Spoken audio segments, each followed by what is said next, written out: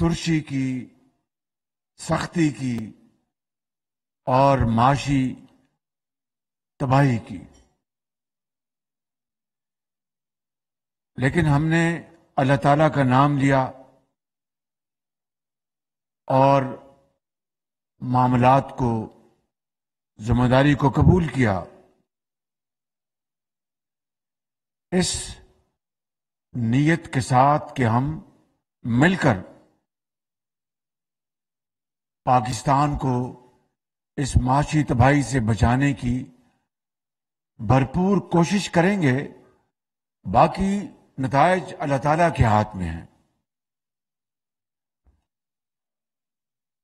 اس میں حصہ بقدر جسہ سب پارٹیوں کا اس حکومت میں حصہ ہے،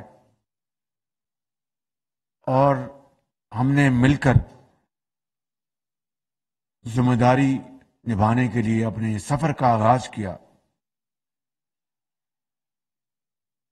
مگر جسے کہتے ہیں کہ سر مڈاتے اولے پڑے۔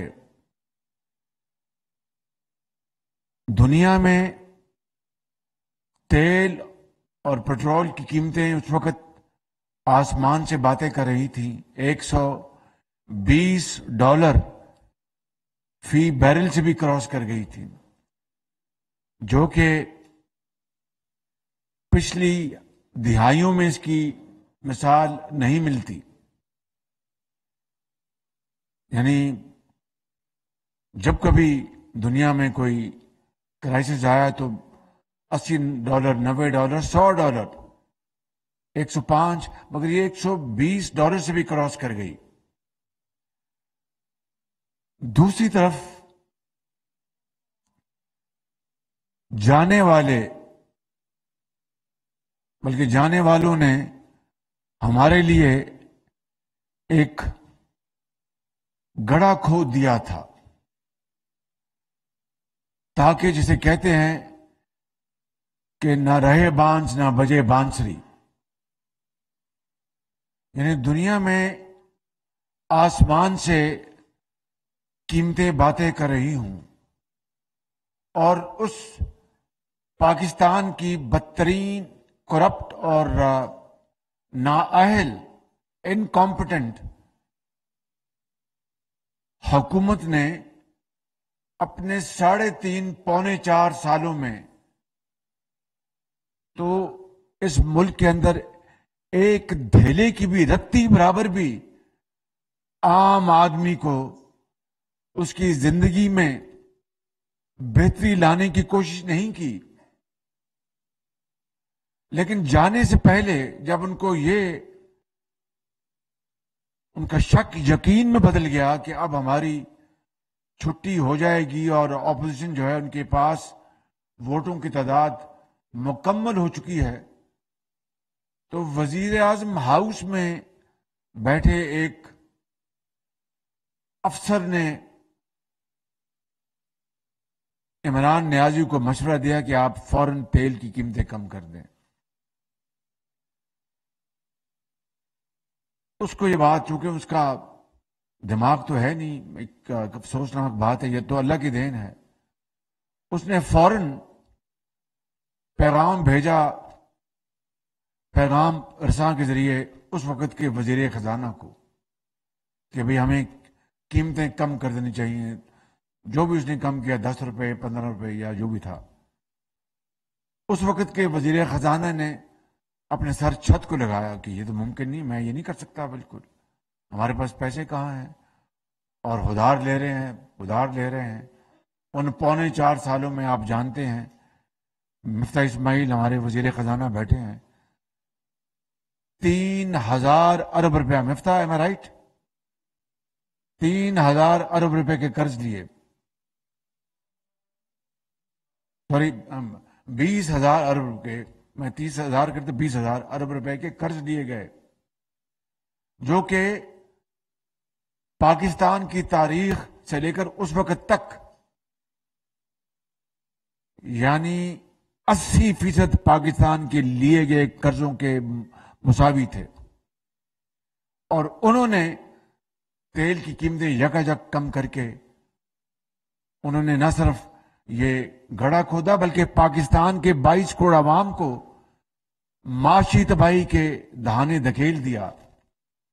آئی ایم ایف کے جو معاہدہ انہوں نے کیا تھا، ہم نے نہیں کیا، یہ معاہدہ انہوں نے کیا تھا، اس معاہدے کی انہوں نے اس کو پارا پارا کر دیا. اب جب ہم نے اقتدار سنبھالا تو سامنے مشکلات ہی مشکلات تھی، اور آئی ایم ایف کا معاہدہ جو ہے وہ رک چکا تھا. انہوں نے ہمیں کہا جناب آپ وہ شرطیں پوری کریں، وہ دوبارہ آپ ٹیکس لگائیں جو پچھلی حکومت نے ہم سے اپنا معاہدہ کیا تھا، تب ہم آپ سے بات کریں گے، ورنہ آپ سے ہم بات نہیں کر سکتے. اور آپ جانتے ہیں کہ کس طریقے سے انہوں نے 4.25 سال میں معاشی تباہی میں کرپشن کو سر فہرست کر دیا. آپ کو اچھی طرح علم تھا کہ نواز شریف کے دور میں 2018 اگست میں جب یہ حکومت آئی تو اس سے پہلے چینی 52 روپے تھی. میں درست کہہ رہا ہوں؟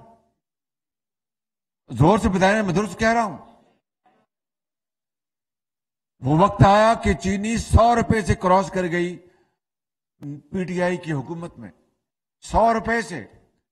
ہوا کیا کہ انہوں نے منصوبہ بنایا، انہوں نے چینی پہلے ایکسپورٹ کی کہ جی ہمارے پاس بہت چینی کے وافر ذخائر ہیں، اور اس کے اوپر ترا امتیاز یہ کہ ساتھ سبسڈی دے دی کہ جی چونکہ چینی ایکسپورٹ کرنی ہے تو وہ ڈالر کمانے کے لیے کچھ خسارہ ہے تو سبسڈی دے دی. حالانکہ سبسڈی دینے کا کوئی جواز نہیں تھا. کیوں؟ کہ روپیہ ڈالر کے مقابلے میں اپنی قدر کھو رہا تھا، یعنی نیچے جا رہا تھا. اس کا مطلب یہ ہے کہ اگر میں مثال دے رہا ہوں آپ کو سمجھانے کے لیے کہ اگر آپ 1 کلو چینی ایکسپورٹ کرتے ہیں تو اس کے اوپر اگر آپ $1 کماتے ہیں، میں مثال دے رہا ہوں، مثال آپ کو سادہ الفاظ میں سمجھانے کے لیے. جو وقت گزرتا گیا وہ وقت بھی آ گیا کہ 1 کلو ایکسپورٹ کی تو $1 کے مقابلے میں جب روپیہ نیچے جا رہا تھا وہ 100 روپے کے مقابلے میں 120 روپے مل رہے تھے. ایک تو یہ منافع جس کو میں ونڈ فال کہتا ہوں، اور دوسرا سبسڈی ساتھ مل رہی تھی. اس طرح پاکستان کے اربوں روپے انہوں نے ہڑپ کیے سبسڈی کے نام پر، اور دوسری طرف ڈالر جو اپنی تیزی سے اوپر جا رہا تھا اور روپیہ نیچے آ رہا تھا وہ ونڈ فال بھی ان کی جیب میں گیا، اور اس طرح اربوں روپے ہڑپ کیے گئے. اسی طریقے سے گندم کے اوپر، گندم انہوں نے پہلے ایکسپورٹ کی، پھر گندم بعد میں امپورٹ کی، مہنگی گندم، اس میں پاکستان کا انہوں نے بیڑا غرق کیا معاش کا. اس کے بعد وہ وقت آیا کہ گیس مارکیٹ میں، جب کووڈ کے زمانے میں بتا رہا ہوں، مارکیٹ میں کووڈ کے بعد مارکیٹ میں گیس $4 پر یونٹ تھی. گیس مارکیٹ، سپاٹ مارکیٹ $3 یا $4 تھی گیس، جس سے ہمارے بجلی کے پلانٹ چلتے ہیں اور کارخانے چلتے ہیں اور گھروں میں جاتی ہے. انہوں نے نہیں خریدی، نہ سپاٹ مارکیٹ میں انہوں نے لیا، نہ لانگ ٹرم معاہدے کیے. نواز شریف کے زمانے میں جب یہ پاور پلانٹ لگ رہے تھے تو قطر کے ساتھ G2G معاہدہ کیا، گورنمنٹ ٹو گورنمنٹ، اور وہ 13% پہ وہ گیس لی گئی. وہ مطلب میں آسان لفظوں میں سمجھا دوں کہ وہ کروڈ آئل سے اس کا گیس کا ایک ہوتا ہے ریلیشن، اور بہت اچھے داموں پر اور اچھے شرائط پر وہ معاہدہ ہوا لانگ ٹرم. پھر 2015-16 کی بات ہے، 16 کی. پھر 2021 میں دوبارہ ان کے دور میں معاہدہ ہوا. نواز شریف کا معاہدہ 15 سال کا تھا دیر پا، اور یہ معاہدہ دوسرا جو ہوا وہ 10 سال کا تھا. اس میں قطر نے مہربانی کی اور بھی انہوں نے سستی، یعنی 10% پہ انہوں نے وہ گیس دی. اور وہ معاہدہ جب ہوا تو آپ کو یاد ہے وہ ہمارے جو سپاہ سالار وہ خود تشریف لے گئے تھے. اس کے بعد جب کووڈ آیا تو گیس جو تھی وہ یعنی بالکل ریوڑیوں کے بھاؤ بک رہی تھی. انہوں نے اس کو نہیں خریدا، نہ لانگ ٹرم نہ شارٹ ٹرم انہوں نے خریدا، اور پھر تیل مافیا اپنا حاوی ہو گیا، اور اس کا نتیجہ یہ نکلا کہ مہنگی ترین بجلی بننی شروع ہوئی پاکستان میں. اور پھر جب یوکرین کا کرائسس آیا، کیا پتا ہوتا ہے کرائسس کب آ سکتا ہے، جنگ چھڑی تو روس نے گیس بند کر دی. پوری دنیا، یورپ خاص طور پر، وہ پل پڑا جہاں جہاں گیس اویلیبل تھی، اور ہمارے جیسے ملک کو گیس حاصل کرنا ہمارے لیے دشوار ہو گیا. آپ یقین کریں کہ پوری کوشش کے بعد ٹینڈرز کھلتے تھے، کوئی بڈ نہیں آتی تھی، کہ گیس اویلیبل نہیں تھی، اور ہمیں مہنگے ترین تیل خریدنا پڑا، مہنگا ترین تیل، اور اس سے پہلے بجلی بنائی، اور بجلی بنا کر آگے جو چھوٹا جو غریب آدمی اس کو سبسڈی دے کر آگے بجلی مہیا کی. یعنی مہنگا ترین تیل خریدا، مہنگی ترین بجلی بنائی، اور آگے پھر یہ خودار کی زندگی ہم بسر کرتے ہیں. پھر اس میں پیسہ ڈال کر اس کو بجلی کو سستا کر کے آگے عام آدمی کو، کسان کو بجلی مہیا کی. یعنی جس ملک کی حالت کی ہو اس کے ساتھ 4.25 سال جو کھلواڑ کھیلا گیا، جو تماشا کیا گیا، وہ میں نے اپنی زندگی میں نہیں دیکھا. ایسا بڑے بڑے لوگ دیکھے، لیکن اس طرح کا تماشا جس نے پاکستان کی معیشت کو اس کا کچومر نکال دیا. دن رات جھوٹ بولا قوم کے ساتھ، چور اور ڈاکو کا بیانیہ دن رات اپنا ہر جگہ کہا، اور چاہے اپنا لوگوں کی دال روٹی کا معاملہ ہو، چاہے لوگوں کے روزگار کا معاملہ ہو، ٹانگ پہ ٹانگ رکھ کر بھاشن دینا، اس کے علاوہ انہوں نے کچھ نہیں کیا. اور اس کے ساتھ ساتھ جو باقی جو معاملات جو اب سامنے آ رہے ہیں وہ آپ کے سامنے ہیں. میں تفصیل میں نہیں جانا چاہتا، تاکہ میں جو اصل مقصد جو آج کی میٹنگ کا ہے میں اس پر میں موقوف رہوں. میں کہنا یہ چاہتا ہوں میرے بزرگوں، بھائیوں اور میرے بہنوں اور ساتھیوں، کہ یہ وہ حالات تھے جس میں ہم نے یہ ذمہ داری سنبھالی. اور پھر جب آئی ایم ایف، میری ابھی پرسوں جب آئی ایم ایف کا معاہدہ ہوا تو کابینہ میں ایک میٹنگ میں بیٹھا تھا، تو یہ منسٹر آف فائنانس میرے پاس تشریف لائے، کہا جی کہ ابھی خبر آئی کہ آئی ایم ایف کا پروگرام ہو گیا ہے. تو میں نے بھری میٹنگ میں کہا کہ مجھے اللہ کا شکر ہے کہ پاکستان ڈیفالٹ سے بچ گیا، مگر یہ کوئی مبارکباد کا موقع نہیں ہے کہ ہم قرض لے رہے ہیں. قرض لے رہے ہیں تو اس کے اوپر کس بات کی خوشی اور کس بات کی مبارکباد؟ اس مالک کا کرم ضرور ہے، اس کا لاکھ لاکھ شکر ہے کہ ڈیفالٹ سے بچ گئے. جو عمران خان چاہتا تھا اور بار بار کہتا تھا کہ پاکستان جو ہے وہ یہ بن جائے گا سری لنکا، وہ اب آپ دیکھ لیں اس کا چہرہ، دیکھ لیں اس کا، کہ وہ چاہتا تھا کہ خدا نہ خواستہ پاکستان سری لنکا بن جائے. وہ چاہتا تھا، وگرنہ یہ خواہش نہ ہوتی تو کبھی ان کا سابق وزیر خزانہ عمران خان کے حکم پر فون کرتا کہ جناب آپ وہ لیٹر جو ہے لکھ دو وفاق کو کہ ہم اپنے سرپلس نہیں دیں گے. کیونکہ آئی ایم ایف کی شرط تھی، یہ آپ کے سمجھنے کی بات ہے کہ تمام شرائط میں سے ایک یہ بھی شرط تھی کہ صوبے لیٹر لکھیں وفاق کو، چاروں صوبے، کہ ہم سال کے آخر میں سرپلس، یعنی جو ہمارا جو بجٹ جو ہے ہمارا جو وہ سرپلس میں ہوگا.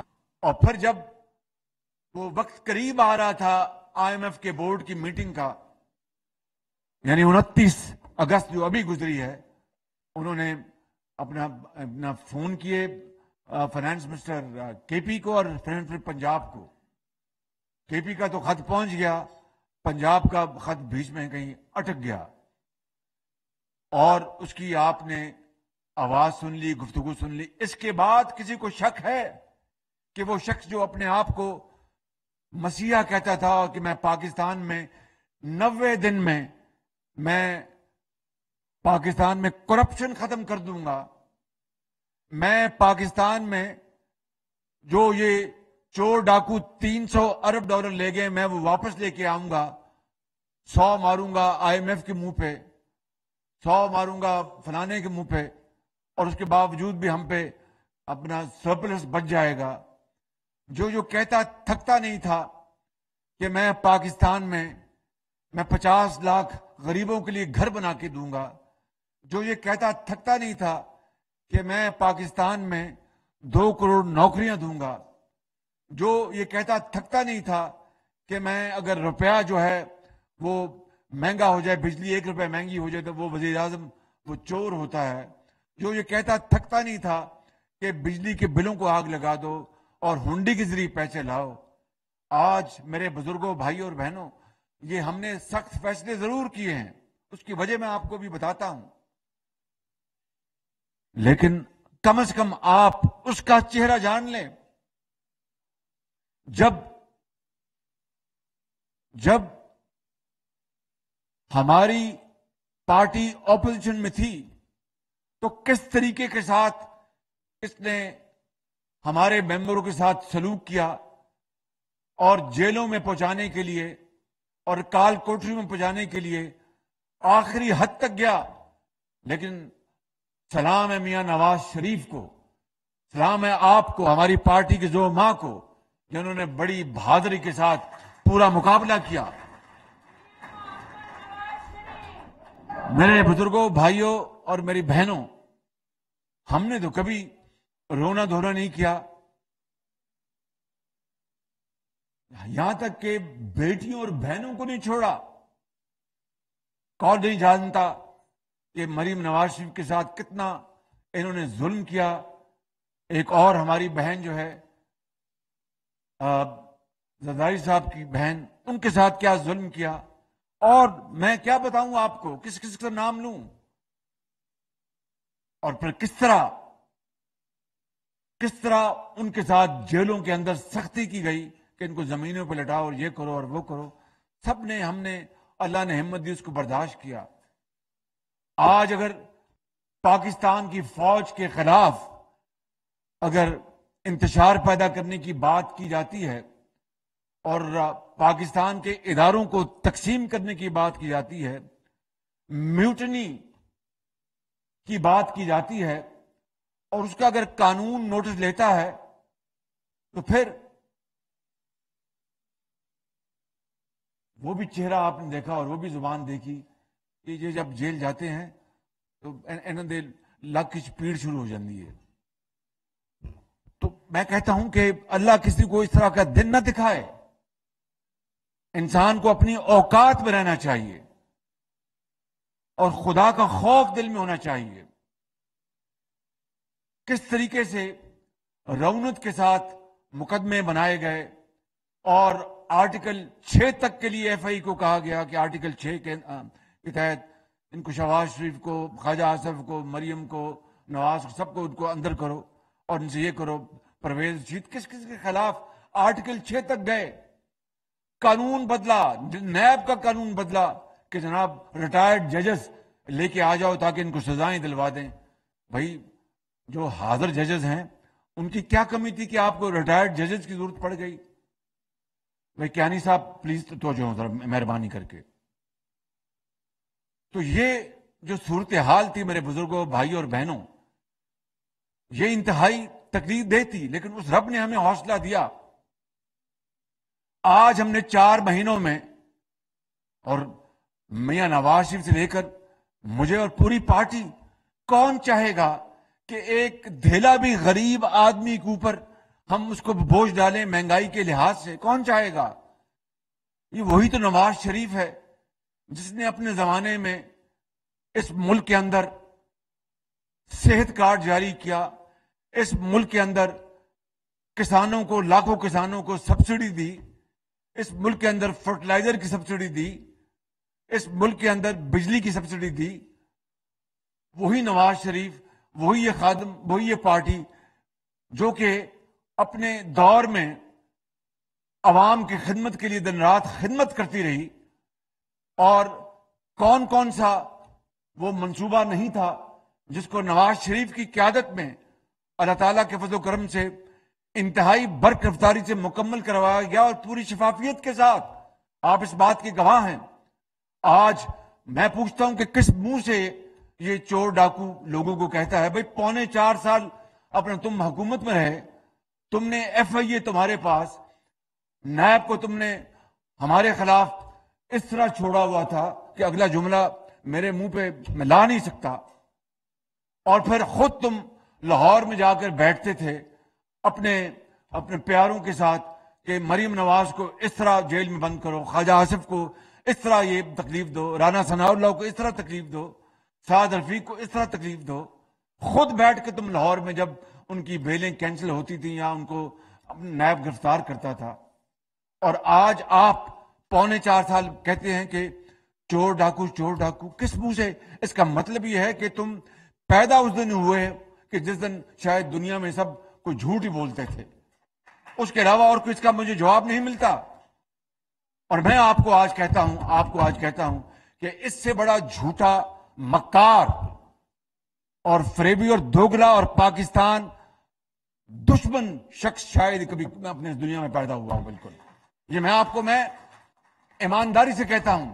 کوئی کچھ کہے, میں کسی کے بارے میں اس طرح کا میں ذہن بناتا نہیں ہوں, لیکن میں نے اپنے دیکھ لیا, اس کے سر سے پاؤں سے لے کر دیکھ لیا کہ جو شخص خط لکھوا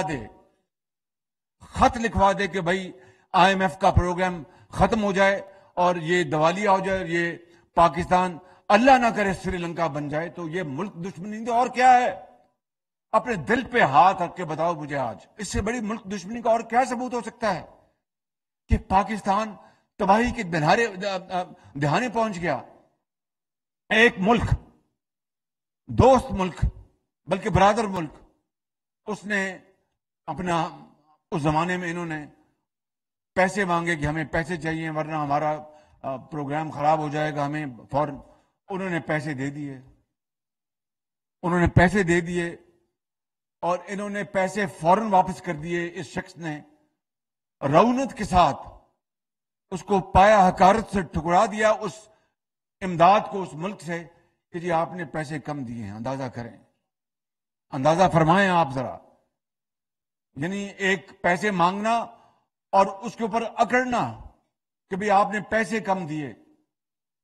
پھر مجھ پہ الزام لگتا ہے, میں اگر ایک جملہ جو بار بار کہتا ہوں تو میں وہ جملہ نہیں کہتا, لیکن کیا فقیر کی کبھی اکڑ ہوتی ہے؟ آج آئی ایم ایف کا اگر معاہدہ ہو گیا ہے تو میں اللہ تعالیٰ کا شکر ادا کرتا ہوں. آپ سب کو کرنا چاہیے کہ ہمیں اب موقع مل گیا اپنے پاؤں پہ کھڑے ہونے کا, لیکن یہ اس طرح نہیں ہوگا جس طرح عمران نیازی نے پاکستان کو 4.25 سال چلایا اور ایک اس ادارے نے اس طرح پالا پوسا کہ 75 سال میں اس کی مثال نہیں ملتی اور آئندہ بھی کبھی مثال نہیں ملے گی. یہ میں آپ کو لکھ کے دینے کو تیار ہوں. جس حد تک اس کو سپورٹ کیا گیا اور جس حد تک اس کی جو نزاکتیں اور اس کے نخرے برداشت کیے گئے, میں تو جب دیکھتا ہوں, اب تو میں خود دیکھ رہا ہوں اپنا پرائم منسٹر ہاؤس میں بیٹھ کے جو کچھ یہ آدمی ٹانگ پہ ٹانگ رکھ کے فیصلے کرتا تھا اور اس کی اپنی من مانی کرتا تھا. تو کہنے کا مقصد یہ ہے, اگر کلٹ بنا ہے تو اللہ تعالیٰ پھر اس کلٹ کو اس کا علاج ڈھونڈے گا.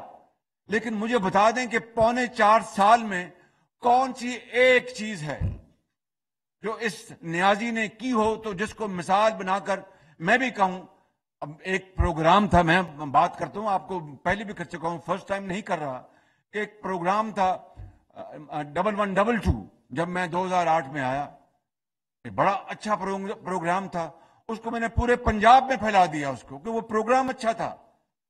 تو کون سی ایسی مثال ہے اس کی جس کو میں اس کو فالو کروں؟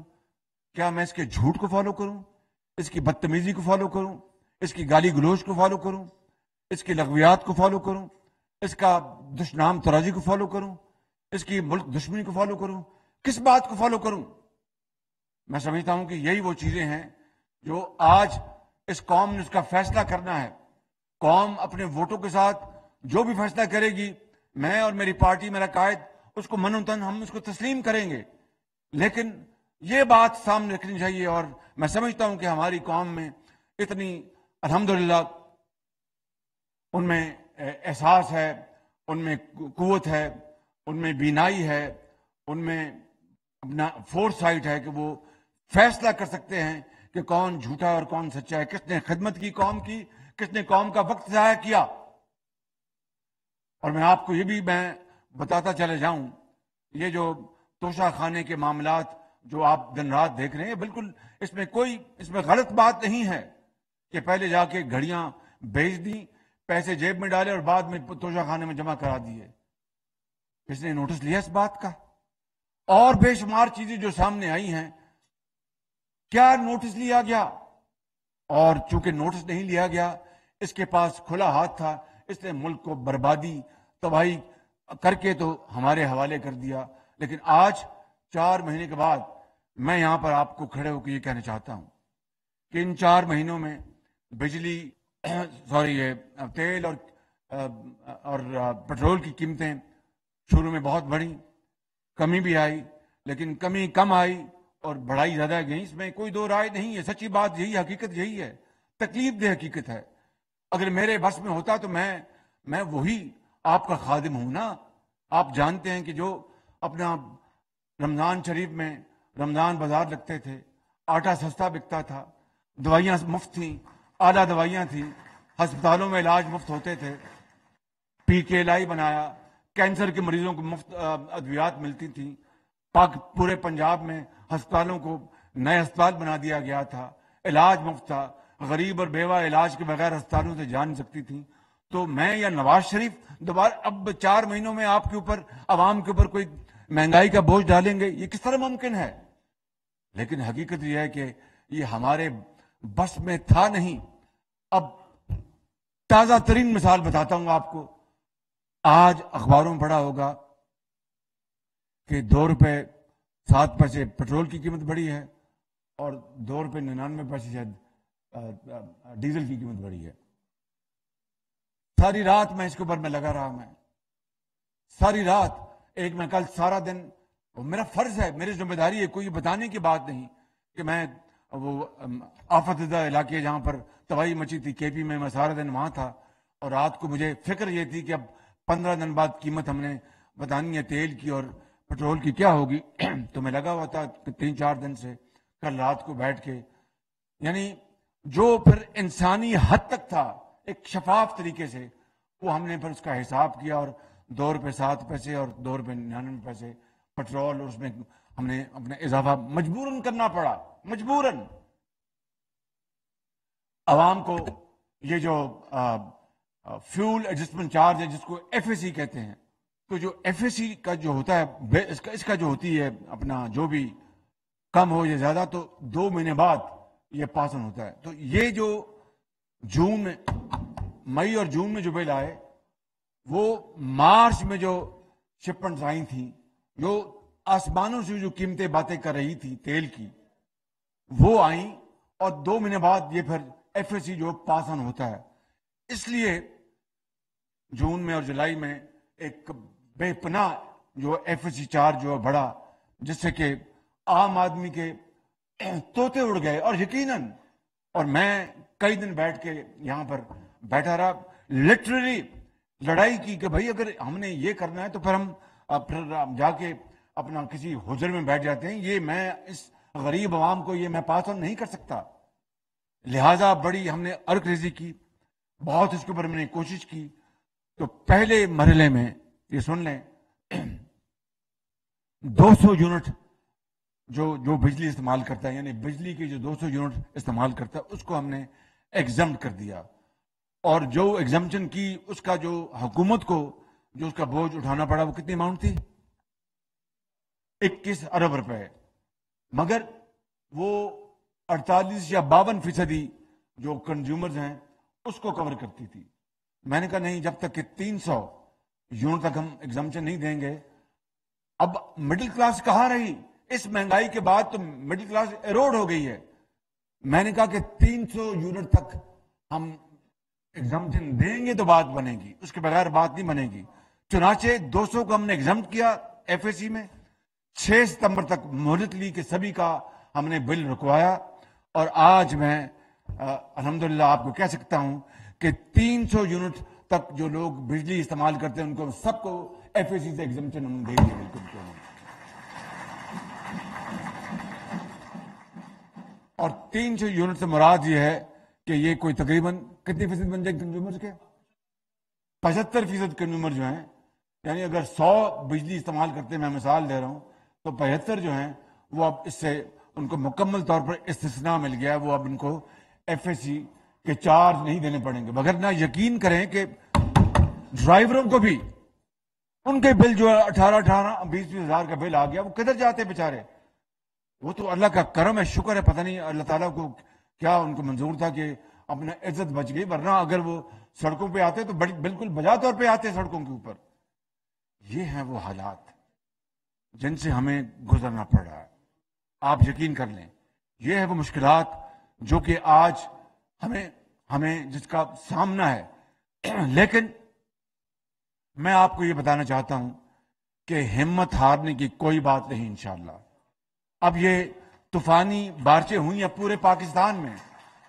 2010 میں جو سیلاب آیا تھا، جنوبی پنجاب، پورا جنوبی پنجاب وہ دریائے سندھ لگ رہا تھا. یہاں پر جنوبی پنجاب کے میرے دوست بیٹھے ہیں، سامنے بیٹھے ہیں، ان سب کو پتا ہے، چاہے وہ مظفر گڑھ ہو، چاہے وہ پنجند ہو، چاہے وہ میاں والی ہو، چاہے وہ ککڑا والا ہو، یعنی پورا میاں والی سے لے کے تو رحیم یار خان تک پانی پانی تھا. تو بے پناہ تباہی ہوئی تھی. اور پھر ہم سب نے مل کر اللہ تعالیٰ نے کرم کیا، ایک ایک گھر کو ہم نے بحال کیا، ان کو گھروں میں ان کو آباد کیا اللہ تعالیٰ کے فضل و کرم سے، ہمت کے ساتھ. ان کو ان کے جانوروں کو چارہ بھی دیا، ادویات بھی دی، ان کو کمپنسیشن بھی دی، اربوں روپے کمپنسیشن دی. ان کے گھروں کو ہم نے آباد کیا، ان کو ہم نے جو بیج مفت دیے، ان کو ہم نے یعنی سب کچھ ان کے حوالے کیا، اور خدا کے فضل و کرم سے وہ سب آباد ہوئے. یہ جو سیلاب آیا ہے بارشی دریائی، یہ میں نے اپنی تاریخ میں اس سے زیادہ سیلاب اس سے بڑا نہیں دیکھا. میں پنجاب گیا ہوں، میں سندھ گیا ہوں. سندھ جو ہے، یقین سکھر لے لیں، شکارپور لے لیں، لاڑکانہ لے لیں، پانی پانی ہے، پانی ہر طرف، چاروں طرف پانی ہے. کھجور کی درخت بالکل تیار، وہ سب تباہ ہو گئے. گندم تباہ ہو گئی، کاٹن تباہ ہو گئی، یعنی ہزاروں لاکھوں ایکڑ زمین جو ہے وہ پانی کے اپنا زیر آب ہے بالکل. اور ہر چیز تباہ ہو گئی، گھر تباہ ہو گئے. 1000 سے زائد لوگ اللہ کے پیارے ہو گئے ہیں، جن میں 300 بچے ہیں. اسی طریقے سے بلوچستان میں آپ جعفر آباد جائیں، نصیر آباد جائیں، قلعہ سیف اللہ جائیں، آپ چمن جائیں، قلعہ عبداللہ جائیں، کچھی جائیں، جہاں پر بھی جائیں پانی نے تباہی مچا دی ہے. اس طرح کل میں KP سے ہو کے آیا ہوں، کلام سے لے کر مدین، بحرین، وہاں پر دریا میں کھڑے ہوٹل جو ہیں، اب وہاں پر ایک بڑا ظلم ہوا ہے. وہاں پر جو بھی اس کا ذمہ دار ہے اس کو وہاں پر قرار واقعی سزا ملنی چاہیے کہ دریا کے پیٹ میں انہوں نے ہوٹل بنا دیے انہوں نے. اب بتائیے کہ پھر اگر کوئی طغیانی آئے گی تو کوئی عقل کا اندھا ہی کہے گا کہ یہ ہوٹل جو ہے وہ قائم رہے گا. اسی طریقے سے وہاں پر بھی پل اڑ گئے، وہاں پر فصلیں تباہ ہوئی ہیں. جو ٹورسٹ ہیں جو آئے ہیں وہاں پر خوبصورت مناظر دیکھنے کے لیے، ہزاروں لوگ وہ وہاں پر رکے ہوئے ہیں. اور میں آپ کو بالکل ذمہ داری سے کہہ رہا ہوں کہ حکومت پاکستان، NDMA، صوبوں کی حکومتیں، PDMAs، افواج پاکستان دن رات لگے ہوئے ہیں، دن رات. اور میں ہر جگہ پہنچ رہا ہوں، ہماری ٹیمیں پہنچ رہی ہیں. میں آج ابھی اس کے بارے میں آپ سے بھی مجھے گفتگو کرنی ہے. اور ہم نے جو جتنے بھی گھرانے جو متاثر ہوئے پانی سے جہاں پر بھی ہیں، وہ چاہے وہ کوٹ سبزل میں ہیں، یا وہ اپنا نوشہرہ میں ہیں، یا وہ سکھر میں ہیں، یا کہیں بلوچستان میں ہیں، یا گلگت بلتستان میں ہیں، یا کشمیر میں، ان کو 25,000 روپیہ ہم فی گھرانہ دے رہے ہیں بے نظیر انکم سپورٹ پروگرام کے ذریعے. یہ وفاقی حکومت کا پروگرام ہے، اور 28 ارب روپے دیے جا چکے ہیں، ان کو این ڈی اے میں کے حوالے کر دیے گئے، این ڈی اے میں آگے بسپ کو دیتے ہیں، جس کے پاس یہ سارا ڈاٹا ہے، ہر چیز وہ بڑے شفاف طریقے سے دی جا رہی ہے. لیکن یہ رقم اب بڑھ جائے گی. مفتاح اسماعیل صاحب بڑے پریشان ہیں کہ جی میں پیسے کہاں سے لاؤں گا. میں کہتا ہوں کہ جہاں سے بھی پیسے لانے پڑے، ہم اس دکھی انسانی دکھ کو اس طرح نہیں چھوڑ سکتے. بالکل ان کا ہم ہاتھ تھامیں گے، ان کو ساتھ لے کے چلیں گے. اسی طریقے سے 15 ارب روپیہ ہم نے وفاق نے اعلان کیا ہے سندھ کی اپنا وہاں پر بحالی کے لیے، 10 ارب روپے بلوچستان کے لیے. کل 10 ارب روپے میں نے وہاں پہ اعلان کیا. کے پی میں جو لوگ اللہ کو پیارے ہو گئے ہیں ان کو 10-10 لاکھ روپیہ ان کے گھر والوں کو دیا جا رہا ہے، جو کہ کوئی معاوضہ نہیں ہے. ان کی زندگی چلی گئی ان کے پیاروں کی، تو ان کے لیے تو ان کا سہارا جو تھا وہ چلا گیا، وہ ساری عمر ان کے لیے روتے رہیں گے. اسی طریقے سے فصلوں کا نقصان ہوا ہے، اسی طریقے سے مکان، لاکھوں مکان گر گئے ہیں. ان سب چیزوں کے لیے ہمیں وسائل چاہیے. جو اب پچھلے 4-5 دنوں میں ٹیلی ویژن پر، اخبارات میں بہت انٹرنیشنل میڈیا نے بڑا اٹھایا، اس میں مریم اورنگزیب صاحبہ اور ہمارے شہری رحمان صاحبہ، احسن اقبال صاحب اور دوسرے ہمارے ساتھی شازیہ مری صاحبہ اور چیئرمین این ڈی اے میں وہ ایک فوج کے جرنیل ہیں، اور یعنی درجہ بدرجہ تمام لوگوں نے، چودھری کمل من کارا اس ٹیم میں شامل ہے، اور بے شمار صوبے کی حکومتیں، وزرائے اعلیٰ، chief secretaries, N D M A, P D M S مل کے انہوں نے سب کچھ دکھایا. کل بلاول بھٹو صاحب لے گئے تھے سفیروں کو، انہوں نے جا کے دکھایا. بلاول بھٹو صاحب نے یونائٹڈ نیشن میں جو فلیش اپیل کروائی، اس سے یو این جو ہے $160 ملین کا انہوں نے دیا. پھر وہ یہ اپیل ٹریگر ہوگی انشاءاللہ. اور دوست ممالک اور ہمارے برادر ممالک کے کئی سربراہوں نے مجھے فون کیے، انہوں نے کہ ہم حاضر ہیں پاکستان کے عوام کے لیے، اور انشاءاللہ ہم ان کو ہر طرح سے مدد کریں گے. یہ سب کچھ ہو رہا ہے، اور انشاءاللہ ہم اپنے وسائل بھی ہم بروئے کار لائیں گے. لیکن مجھے بتائیں میرے بزرگوں، بھائیوں اور میری بہنوں، کہ 4 ماہ ہو گئے ہیں مجھے دن رات یا تو آئی ایم ایف، اب کوئی ذرا سی بات ہوتی ہے، یعنی اب تو اگر چھینک بھی مارنی ہو تو آئی ایم ایف سے پوچھنا پڑے گا. کتنی یہ شومی قسمت ہے، کتنی افسوس کی بات ہے کہ آپ خود اپنے تائیں آپ آزاد نہیں ہیں کہ آپ فیصلہ کر سکیں. حتیٰ کہ یہ جناب جو بجلی کے جو ہے ہمارے جو اپنا ایف ایس سی، اس کے لیے بھی آئی ایم ایف سے پوچھنا پڑا کہ جی ہم یہ کر رہے ہیں، کہیں آئی ایم ایف ہمارا جو حکا پانی بند نہ کر دے. قومیں اس طرح زندہ نہیں رہ سکتی. میں بتا دوں آپ کو، آج قومیں اس طرح زندہ نہیں رہ سکتی. قومیں زندہ رہتی ہیں، وہ لڑتی ہیں، مرتی ہیں، محنت کرتی ہیں، دیانت سے کام لیتی ہیں اور آگے بڑھتی ہیں. بالکل قومیں اس طرح آگے نہیں بڑھتی. ہمیں اپنے پاؤں پہ اگر کھڑا ہونا ہے تو آئی ایم ایف کا یہ آخری پروگرام ہونا چاہیے. اللہ نے آپ کو پہاڑ بھی دیے ہیں، آپ کو وسائل بھی دیے ہیں، خزانے بھی دیے ہیں، معدنی آپ کو وسیلے دیے ہیں، بے شمار آپ کو اربوں خربوں کے معدنی وسیلے دیے ہیں آپ کو. مگر اس کے لیے ہم نے آج کیا کیا؟ آج تک کیا کیا؟ ریکوٹیک کی مثال لے لیں. ریکوٹیک ایک دھیلی کی وہاں سے تانبا نہیں نکلا، ایک دھیلا کا وہاں سے سونا نکلا، اور اربوں خربوں پاکستان تاوان میں ادا کر چکا ہے. کبھی قومیں اس طرح بنتی ہیں، پھر یہ کہتے ہیں جناب کہ ہم مانگ رہے ہیں، اور پھر 75 سال بعد بھی اگر مانگ رہے ہیں تو پھر اور کیا کرتے؟ یہ خاکی اپنی فطرت ہے، نہ نوری ہے نہ ناری ہے. یہ سارا ہمارا اپنا عمل، ہمارا اپنا کیا دھرا ہے. میں بتاؤں آپ کو، کسی کا قصور نہیں ہے، ہمارا اپنا قصور ہے کہ ہم نے اپنے پاؤں پہ دن رات کلاڑے چلائے ہیں. بالکل میں بتا رہا ہوں آپ کو مثال ریکوٹیک کی، ایک مثال جو کہ بلوچستان کی یعنی جو ترقی اور خوشحالی میں ایک انقلاب برپا کر سکتا تھا پورے پاکستان کے لیے.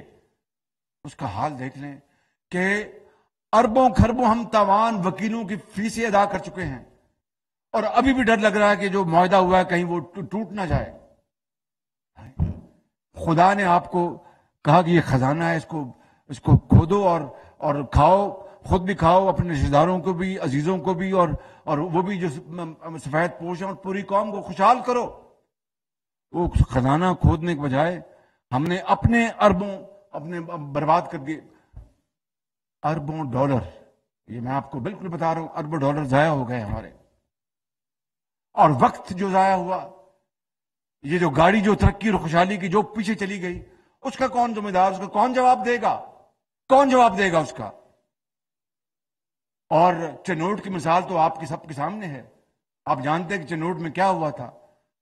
2008 میں جب میں نے اپنا ذمہ داری سنبھالی پنجاب میں، تو مجھے کہا جی یہ چنوٹ کا معاہدہ ہے، ایک وفاقی سیکرٹری تھا، اس کا بھائی امریکہ میں وہ ہے جناب، اس کو یہ معاہدہ ملا تو آپ اس کو اب آگے توثیق کر دیں۔ میں نے کہا میں تو توثیق نہیں کرتا اس کی، میں دیکھوں گا، بڑی سفارشیں تھی، نام نہیں لیتا، جب دیکھا تو سب فراڈ تھا، یعنی 80% وہ پاکستانی جو امریکہ میں بستا ہے، اور 20% حکومت پنجاب کا، اور وہ بھی 20% اس کے مرہون منت، وہ جب اشارہ کرے گا تو ان کو شیئرز کو ہم ادھر ادھر کر سکتے ہیں، نہ پیسہ، نہ وہ کیا کہتے ہیں پنجابی میں، نہ ہنگ لگے نہ پھٹکڑی، یہ کہتے ہیں نا آپ، اور وہ سارا کچھ وہ لے گیا، اربوں روپے کا وہ چنوٹ کا خزانہ۔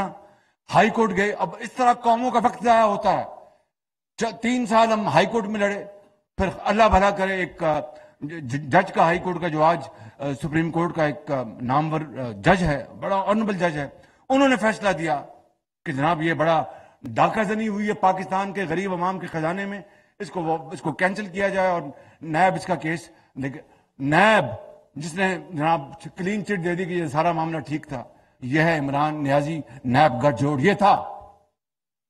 ایسے میں نہیں کہتا تھا یہ گٹھ جوڑ ہے، اس لیے میں کہتا یہ گٹھ جوڑ ہے، کہ یہ تھا یہ گٹھ جوڑ۔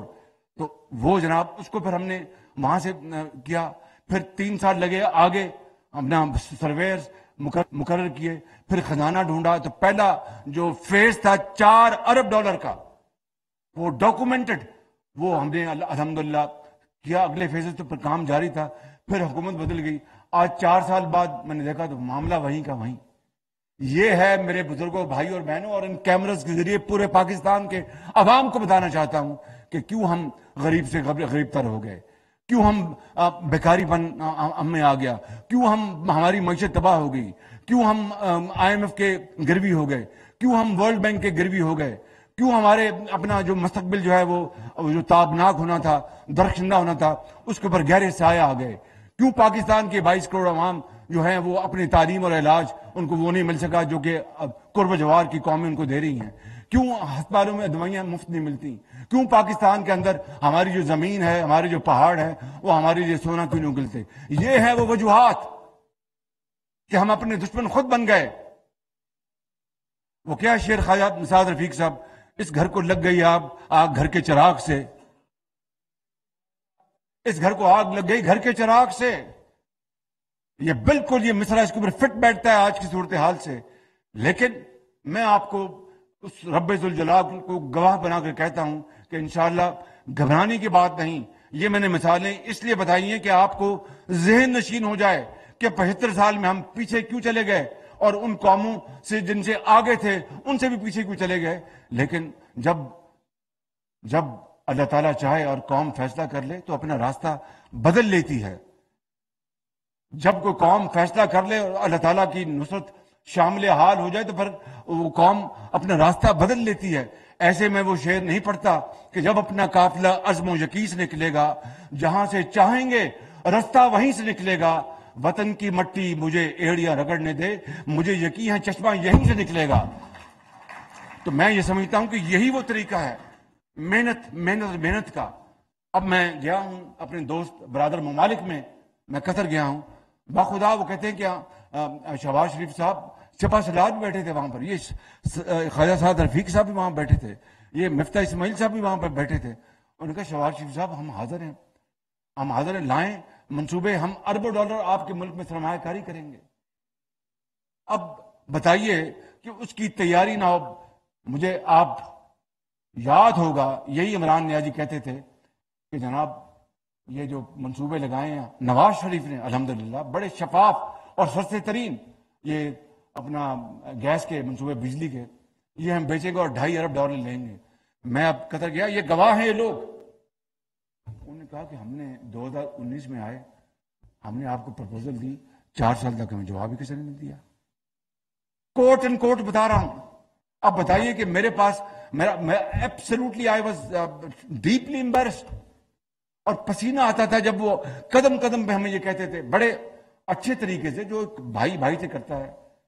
پھر انہوں نے کہا جناب ہم آئے تھے پاکستان آپ کے پاس فلاں تاریخ میں پچھلی حکومت کی بات کر رہا ہوں، آپ کا تو ہمیں آج تک جواب ہی نہیں ملا اس منصوبے کا.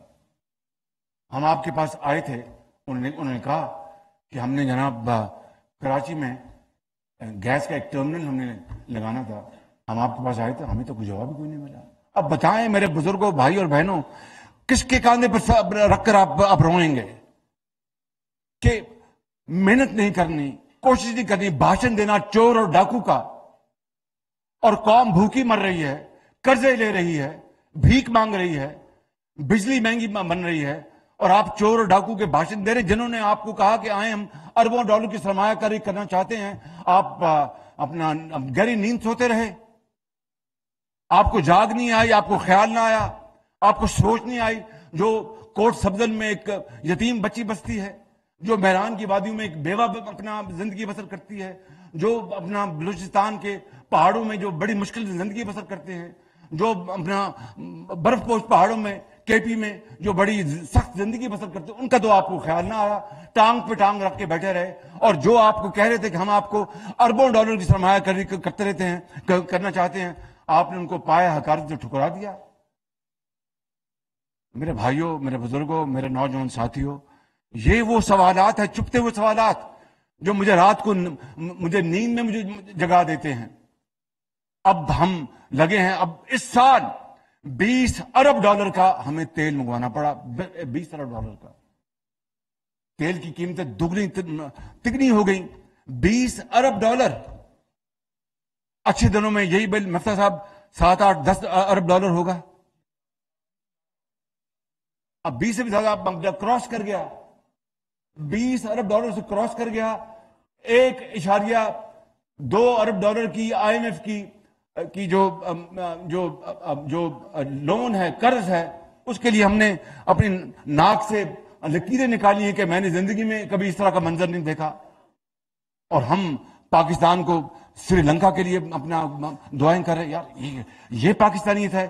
اس کا مطلب ہے کہ نیازی صاحب آپ، میں ہوں تو سب کچھ ہے، میں نہیں تو کچھ نہیں. ایسا نہیں ہوگا. یہ ملک خداداد ملک پاکستان ہے، اس کو بہت زخم لگے ہیں، کوئی شک نہیں، اور اس کے ذمہ دار ہم ہیں. لیکن اللہ تعالیٰ چاہے گا تو پاکستان ضرور اپنا کھویا مقام حاصل کرے گا انشاءاللہ. شرط یہ ہے کہ محنت کرنا ہوگی. اس کے علاوہ نہ پھوکوں سے، نہ جادو منتر سے، نہ کسی اور طریقوں سے، تویز گانڈے سے کام نہیں چلے گا بالکل.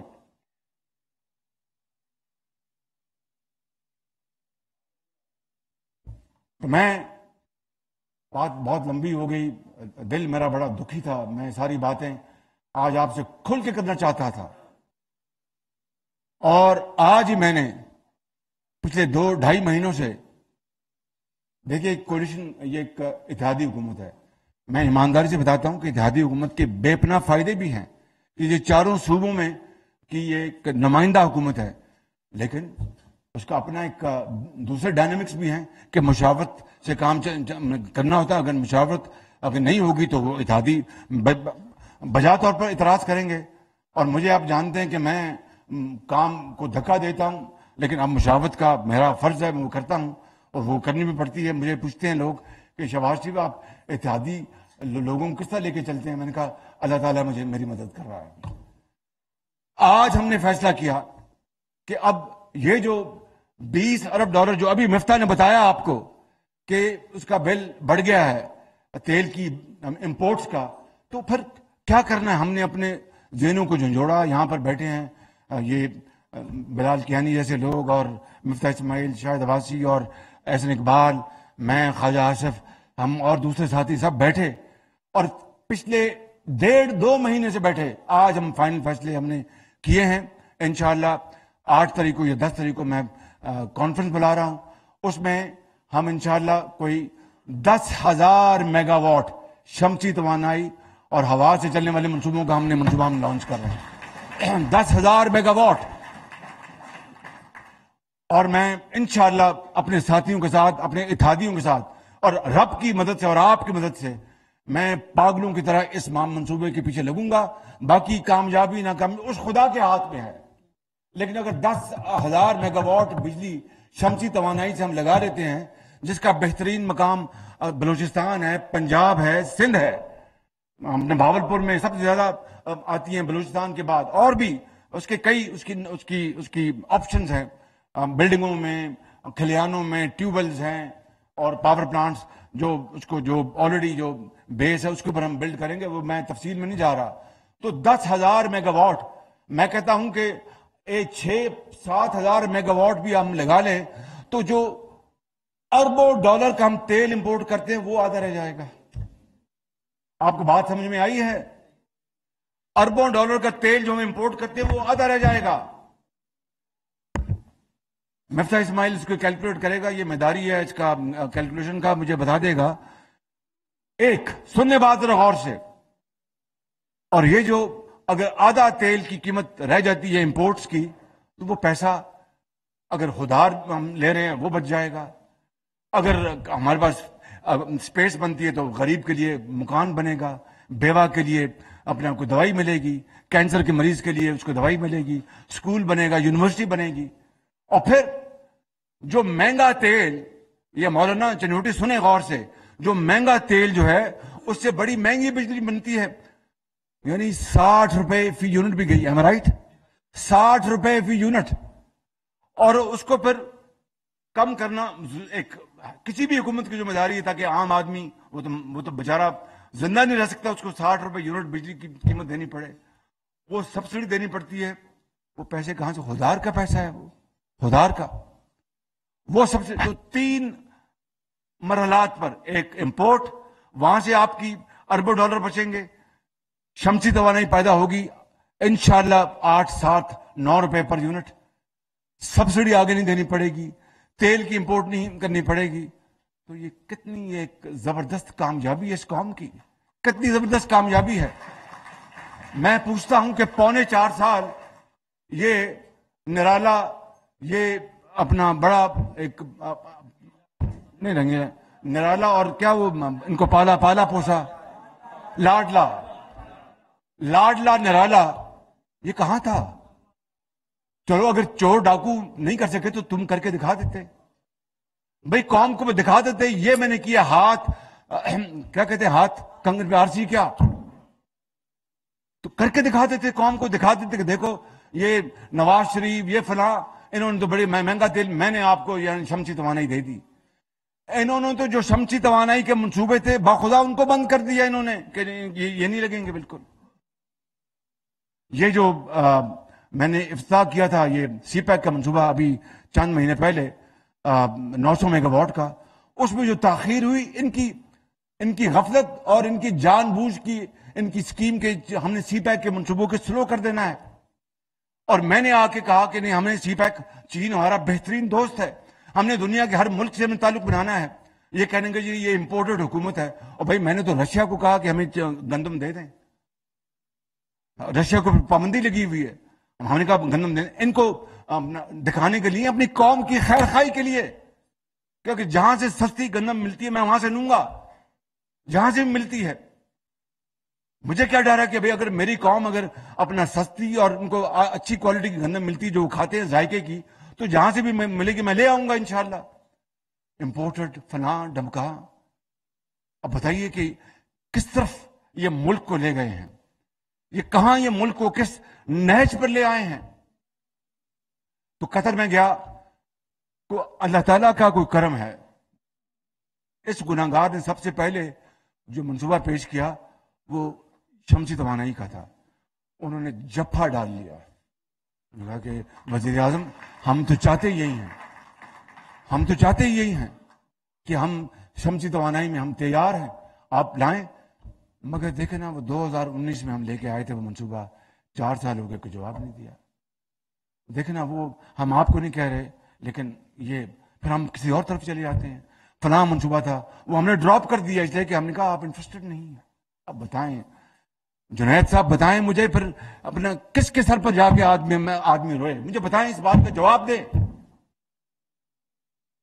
کہ بھئی یہ قوم، آپ آئے تو ذمہ داری کہ میں 3 مہینے میں کرپشن ختم کر دوں گا، میں پاکستان کے اندر دودھ اور شہد کی نہریں بہا دوں گا، میں دنیا کی اپنا پوری دنیا میں پاکستانی آباد اربوں ڈالر لے آؤں گا، 300 ارب ڈالر کی میں کرپشن جو پیسہ لوٹا واپس لے آؤں گا. آپ نے تو کرپشن سامنے آ گئی. جو کون سے کرکٹ کلب کیا نام، ووٹن کرکٹ کلب میں تو خیراتی پیسہ جمع کیا گیا. سننے بات، اور میں خود نمائی کی بات نہیں کر رہا، خیراتی پیسہ جمع کیا گیا، فنڈ ریزنگ کی گئی ان کے کام کے لیے. اور شوکت خانم، اس سے کسی کو کوئی اعتراض نہیں، اچھا کام ہے، ہونا چاہیے، کیوں نہیں ہونا چاہیے. لیکن یہ بھی بتاتا چلوں کہ اس کی بھی زمین الحمدللہ نواز شریف نے دی تھی. اور یہ بھی بتاتا چلوں کہ نواز شریف نے اپنے دور میں اپنے مرحوم والد کے بنائے ہوئے کسی اسپتال کے لیے ایک دھیلا کبھی نہ زکوٰۃ سے لیا نہ حکومت کے خزانے سے لیا.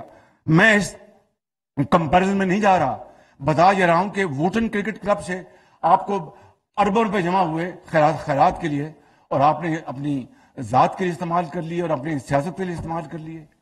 اور اگر آپ کہتے ہیں کہ وہ غلط انہوں نے لکھا تھا اس اخبار نے، تو آپ پھر جاتے ان کے خلاف مقدمہ کرتے. مجھ پر تو آپ تیر برساتے تھے کہ جناب دیکھیں جی وہ ڈیلی میل میں سٹوری آ گئی. میں تو اللہ کا نام لے کر میں اس آگ میں کود پڑا چلا گیا، میں وہاں پر عدالت میں لندن میں، اور الحمدللہ ان کو ناک سے چنے چبوا دیے. این سی کے خلاف، میرے خلاف، نواز شریف کے خلاف آپ گئے، 2 سال انہوں نے ساری تحقیق کی اور انہوں نے کلین چٹ دی. پھر آپ جھوٹ بولتے ہیں کہ نہیں یہ تو شہباز شریف نہیں، تو سلمان شہباز شریف. بھائی آگے سلمان شہباز شریف نے تو پھر مجھ سے، پھر آپ نے مجھے جیل میں کیوں بند کیا تھا آپ نے؟ یہ ہیں وہ ان کی نالائکیاں، ان کی بدترین تباہ کن اقدامات جس نے پاکستان کو آج اس جگہ پر کھڑی کیا ہے. اور میں جب اپنے دوست ممالک اور اپنے برادر ممالک میں جاتا ہوں تو ہر وقت مجھے شرمندگی ہوتی ہے کہ وہ کہتے ہیں کہ بھائی یہ ایک نیوکلیر طاقت رکھنے والا ملک ہے، ایٹمی طاقت کا ملک ہے، اور یہ اپنے زراعت کو، اپنی صنعت کو، اپنے اسکولوں کو، اپنی یونیورسٹی کو، اپنے کھلیانوں کو، اپنے پہاڑوں کو، اپنی معدنیات کو یہ ایٹمی طاقت نہیں بخش سکتا. تو جان لینا کہ یہ غلطی سب ہماری اپنی ہے. تو اس لیے آج میں آپ کو یہ کہنے آیا ہوں کہ یہ سارا جو میں نے یہاں پر قصہ بیان کیا ہے، ایک تو 100% اللہ تعالیٰ کے فضل و کرم سے حقائق کے اوپر مبنی ہے، فیکٹس اینڈ اونلی فیکٹس، اس کے علاوہ کوئی دوسری بات نہیں. اور چونکہ میں نے بڑی سخت باتیں کی، ایک لطیف انداز میں بات کر دوں. ایک دن مجھے پی ایم ہاؤس کے ایک شخص نے بتایا کہ ایک دن عمران خان اپنے کمرے میں اس کمرے سے ادھر جا رہا تھا. میں نے کہا سر کیا ہوا؟ کہتا اس نے مجھے کہا کہ پتہ کرو شہباز شریف کو آج کس وقت گرفتار کیا جا رہا ہے.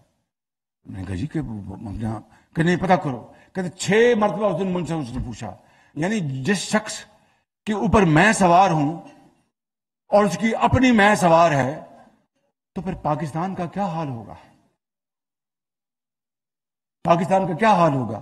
مجھے تو یہ فرصت نہیں کہ اس نے جو جھوٹی فائلیں بنائی تھیں میں ان کو دیکھ سکوں.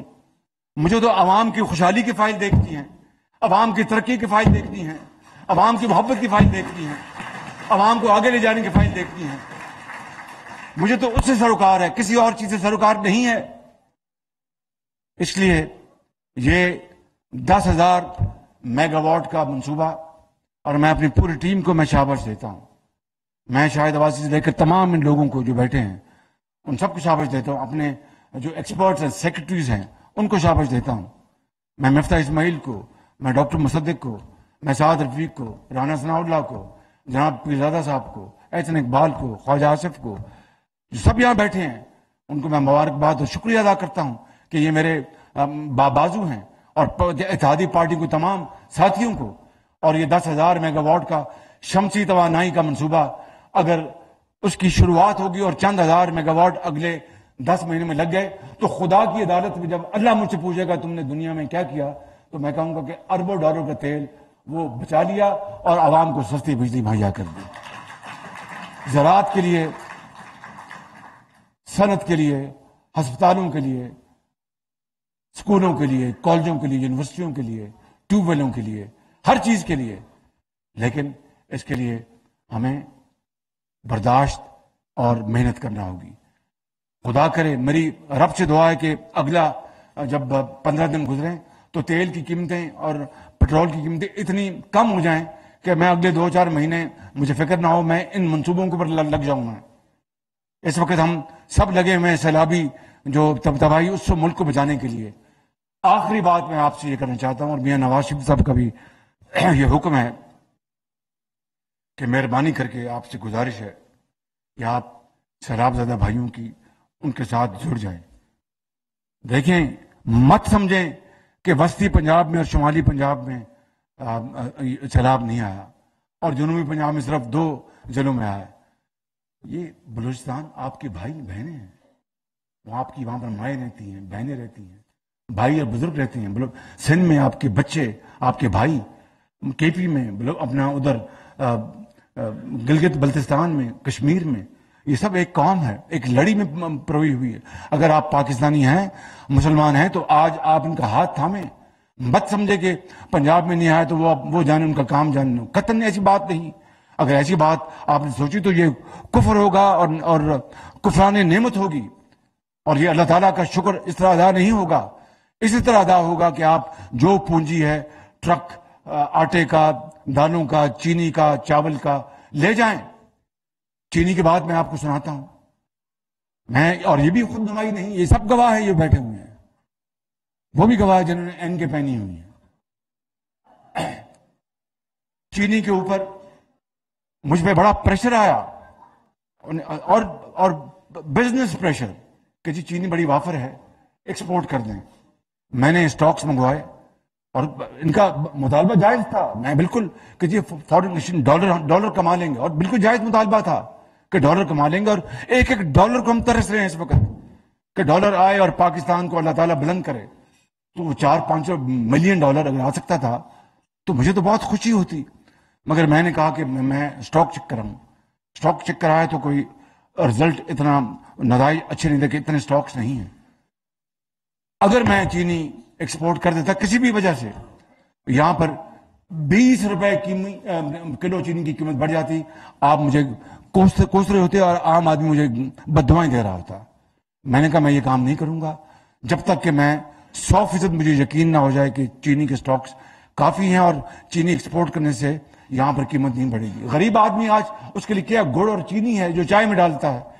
پیاز، اس سیلاب نے پیاز کی فصل برباد کر دی. اب میں آپ کو بتاتا ہوں، پیاز ہم کوشش کریں گے ترکی سے، میں نے ترک سفیر سے خود بات کی، ایران سے بات کر رہے ہیں، افغانستان سے، کہ کہیں سے پیاز آ جائے اور ٹماٹر آ جائیں. اور یہاں پر غریب آدمی کو جو روٹی کے ساتھ لہسن اور پیاز کھاتا ہے اس کو مہیا کر دیں، اس کے لیے کمیٹی بنائیں. تو میں آپ کو بتا رہا ہوں، میں اور یہ ٹیم نواز شریف کی قیادت میں اور کیا کرتے ہیں یہ اتحادی، صرف اسی کام کے اوپر دن رات.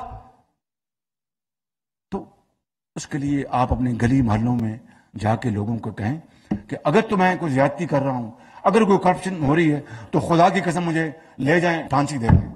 اور اگر ایک ایک پائی ہم بچا رہے ہیں اس قوم کی اور دن رات محنت کر رہے ہیں اور خدا سے مدد مانگ رہے ہیں تو وہ کرم کرے گا. تو اگر کوئی سختی آ رہی تو میں اس سے معافی چاہتا ہوں قوم سے ہاتھ جوڑ کے. لیکن جب بھی موقع آیا ماضی میں اور آئے گا تو ہر چیز، ایک ایک پیسہ آپ کے قدموں میں ہم نچھاور کر دیں گے انشاءاللہ، آپ کو خوشحالی اور ترقی کے لیے. تو میں آپ کو جو آخری میسج یہ دینا چاہتا ہوں کہ آپ جائیں اور مہربانی کر کے اپنی تنظیموں کے ساتھ. رانا ثناء اللہ پریزیڈنٹ بیٹھے ہیں یہاں پر پنجاب کے. میں معافی چاہتا ہوں کے پی کے ہمارے ایم پیز نہیں بلائے گئے، ان کو بلانا چاہیے تھا. ان کو بھی بلائیں، میں ان کو بلاؤں گا. اور یہ اپنی ٹیمیں لے کے آپ سامان لے کے، اور ٹیمیں خاص سعد رفیق صاحب بیٹھے ہیں، آپ کی ذمہ داری ہے، میری آپ سے گزارش ہے. اور آپ ساتھ احسن بیٹھے ہیں، یہ چیئرمین ہیں اس کی فلڈ کمیٹی کے، آپ بیٹھیں. مہربانی کر کے میری آپ سے استدعا کہ آج رات تک کمیٹی میں بن جائیں اور ان کی ڈیوٹیاں لگ جائیں کہ پاکستان کے کن کن علاقوں میں وہ آپ ہوں گے. اور فکر نہ کریں، میرے پاس ہر وہ انتظام ہے.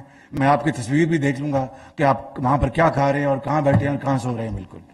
تو آپ کو وہاں پر جا کے کام کرنا ہوگا، اور یہ آپ کام کر لیں گے تو دین اور دنیا دونوں کمائیں گے. آپ کی سیاست بھی ہوگی، آپ یہ جنت میں بھی گھر بنا رہے ہوں گے. تو آپ کا وعدہ ہے میرے ساتھ کہ آپ کریں گے؟ میں زور سے بات کریں گے، یہ کریں گے؟